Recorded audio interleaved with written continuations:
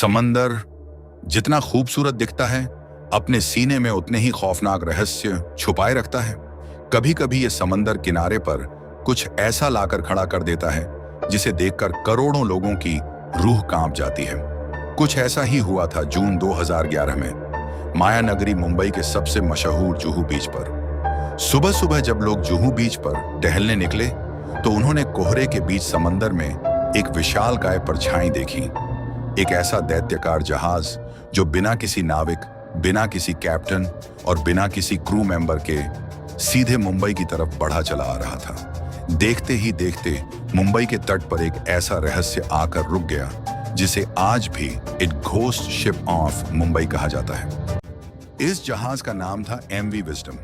ये कोई छोटा मोटा जहाज नहीं था, बल्कि 145 मीटर लंबा और करीब 9000 टन वजनी एक मालवाहक जहाज था। लेकिन सबसे हैरान करने वाली बात यह थी कि इतने बड़े जहाज पर एक भी इंसान मौजूद नहीं था, न कोई कैप्टन, न कोई क्रू। जब मुंबई पुलिस और कोस्ट गार्ड के अधिकारी इस जहाज के करीब पहुंचे तो सन्नाटा देखकर उनके होश उड़ गए। जहाज का इंजन बंद था, रेडियो सिस्टम काम नहीं कर रहा था और ऐसा लग रहा था मानो जहाज पर मौजूद लोग अचानक हवा में गायब हो गए हों।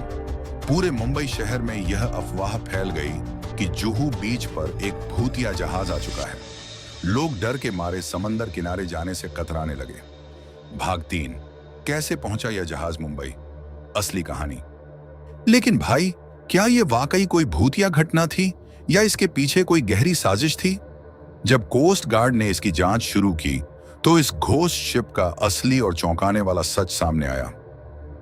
दरअसल यह जहाज कोलंबो से गुजरात के अलंग शिप ब्रेकिंग यार्ड में स्क्रैप टूटने के लिए लाया जा रहा था। इसे एक दूसरे शक्तिशाली टग बोट छोटे जहाज की मदद से मोटी मोटी रस्सियों से बांधकर खींचा जा रहा था।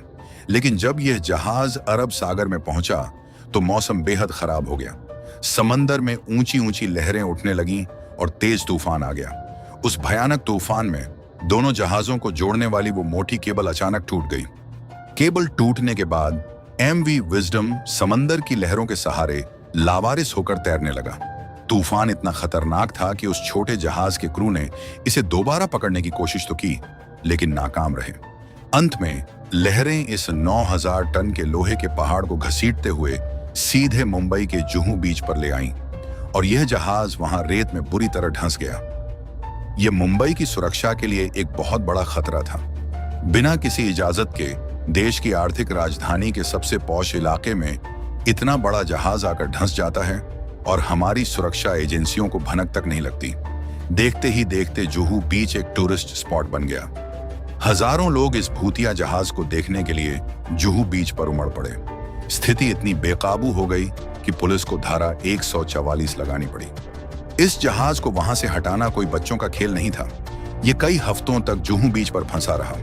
कई बार इसे भारी भरकम मशीनों और दूसरे जहाजों की मदद से खींचने की कोशिश की गई, लेकिन यह टस से मस नहीं हुआ।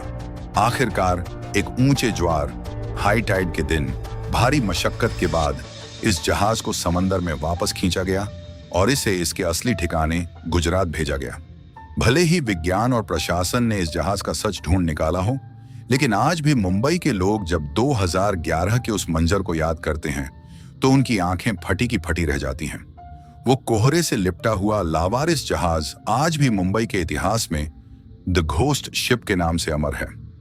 आउट्रो। तो दोस्तों, आपको क्या लगता है, क्या यह सिर्फ एक तकनीकी खराबी थी या समंदर की किसी अनजानी ताकत का खेल? कमेंट में अपनी राय जरूर दें। अगर यह रहस्यमयी कहानी आपको पसंद आई हो तो हमारे चैनल महादेव एडिटिंग पॉइंट को सब्सक्राइब करें और वीडियो को लाइक करें। मिलते हैं अगले रहस्य के साथ। तब तक के लिए जय हिंद।